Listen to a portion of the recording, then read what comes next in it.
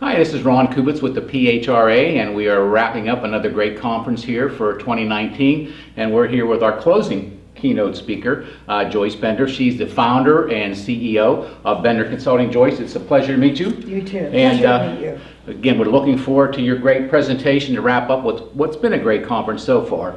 And the title of your presentation is Paychecks, Not Pity, Accelerating the Pace of Inclusion, Employment, and Engagement of People with Disabilities. For those, unfortunately, not able to attend, can you just give a little brief summation of what your presentation is all about? Yes, and I'll start with the Paychecks, Not Pity. You know, people with disabilities aren't getting the chance to work equally like everyone else. For example, even today, 70% of people with disabilities are not counted in the workforce, which is shameful, and double the unemployment. But you know, I always say, the reason I say we don't need pity, we need paychecks, is people with disabilities want to work. It's an investment. It's not a charity. It's not, oh, we should do this, it would be nice to do this. It's no, it's a return on investment. So I myself live with epilepsy, and that's how this all got started. But my life's mission is the employment of people with disabilities. Oh, great. Now you might have answered my next question, but obviously, as I mentioned earlier, you are the CEO of your own, company. So your passions obviously lie in this area. So what made you decide you wanted to venture out and start your own business? What were some of the motivations behind that, and what are some of the things that you do, as the CEO? Right. Well, when I grew up, had these ongoing fainting spells, and they were misdiagnosed by the doctor. And in 1985, I went to see a movie, and at the intermission, I went to have a soda at the concession stand, and I walked over and I had a seizure.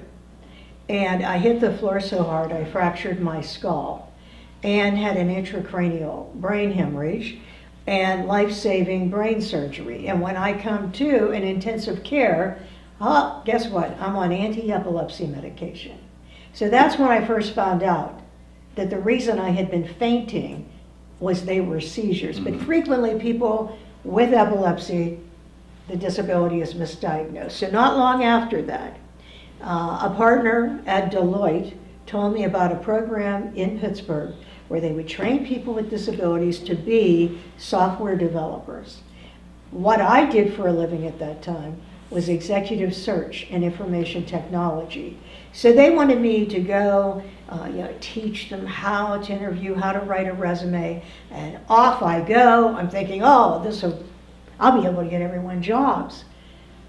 I had no idea that the attitudinal barrier was so horrific. So no one was getting an interview, no one was getting a call back, and they had college degrees. But see, back then, 90% of people with disabilities were not counted in the workforce. And that was like in 1987. Now, today, as I told you before, it's 70%, which means we've only gone down from 90 to 70%. And that's why I do what I do. Well, that's great, and it's great to see someone that has the passion, that has their own business born out of their own experience and frustrations, obviously seeing what's out in the world so you can make a difference. Now I know also that you're heavily involved, you have your own internet radio show, Disability Matters, on the Voice America channel, and it, if I'm not mistaken, every Tuesday from 2 to 3 p.m. That's right. Eastern Standard Time, and it was one of the first actual international talk radio shows with, speaking of, aiding folks that want to take advantage, with real-time captioning, which had not been really a part of that whole scene. Can you explain a little bit the premise of the show and maybe some of the highlights and some of the guest highlights as well? Absolutely. And when I started this program 14 years ago, the radio show, it was because I wanted to bring education to the world about why they should hire people with disabilities and about what barriers people with disabilities have to overcome, but also about our history, because we too have a civil rights history, but many people don't know that. So I thought, here is a way to give that knowledge for free to people. And Highmark, for the past 3 years, is the sponsor of the show.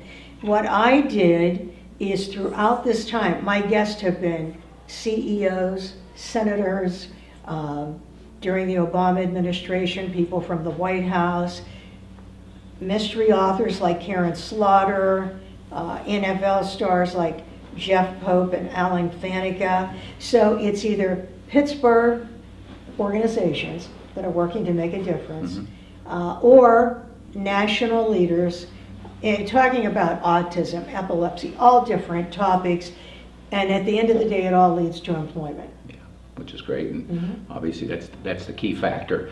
Now, we talk about people with different types of disabilities. Obviously, a big conversation piece today is diversity, inclusion. I found it fascinating doing some research that people with disabilities have not typically been included in the diversity and inclusion, strategies and discussions.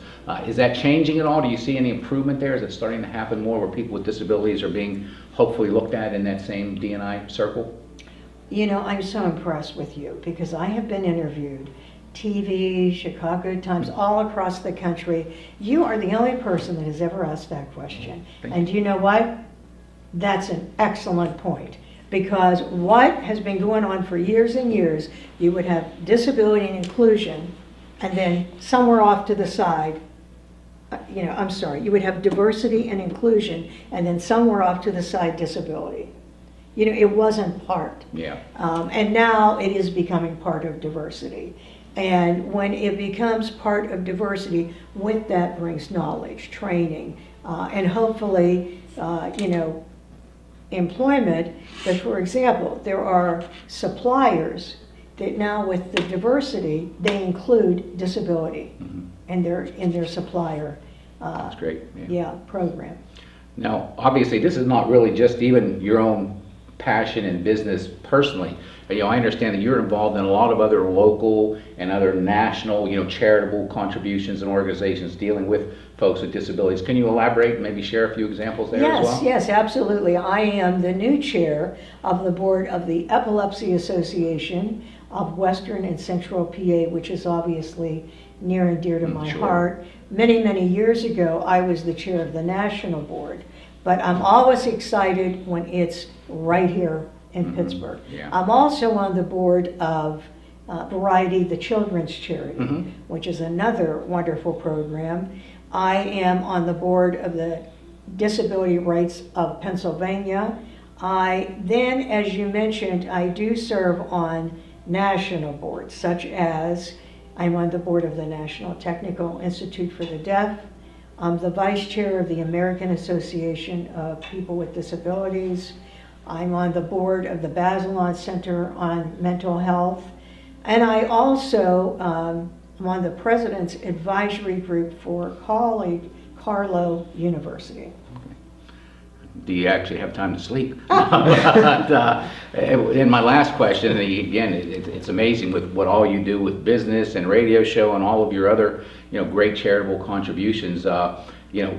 And I know you're heading right to the airport after your presentation today. Do you ever have time for spare time? What does Joyce like to do to unwind and enjoy herself when she has the time?